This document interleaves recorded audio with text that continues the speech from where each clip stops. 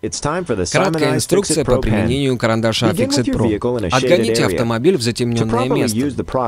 Чтобы максимально эффективно использовать Fixit Pro, очистите царапину от загрязнения. Активируйте карандаш, нажав им на бумажное полотенце 10-20 раз. Убедитесь в том, что наконечник достаточно пропитан и готов к работе. Излишки жидкости сотрите полотенцем. Используйте аппликатор для заполнения царапины. Жидкости нужно некоторое время для того, чтобы просохнуть. Иногда для того, чтобы равномерно заполнить царапину, нужно пройтись по ней полотенцем, втирая жидкость круговыми или линейными движениями. Если вы перестарались с количеством жидкости и пролили ее, вытрите излишки полотенцем перед тем, как она затвердеет. Когда вы достигли желаемого результата, переставьте автомобиль на солнце, чтобы продукт мог полностью затвердеть.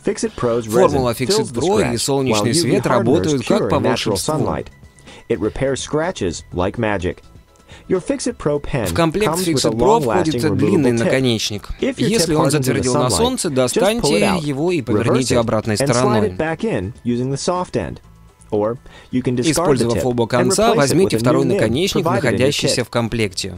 Один из основных шагов к успеху — определить, какие из повреждений могут быть устранены с помощью Fixit Pro, а какие нет. Царапины на лаковом покрытии, не проникнувшие глубоко под краску, будут идеально устранены. Но есть царапины, которые слишком глубоки, и их нужно реставрировать профессионально.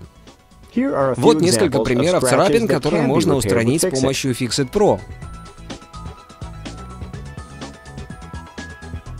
А вот в таких случаях Fixit Pro справиться не в состоянии.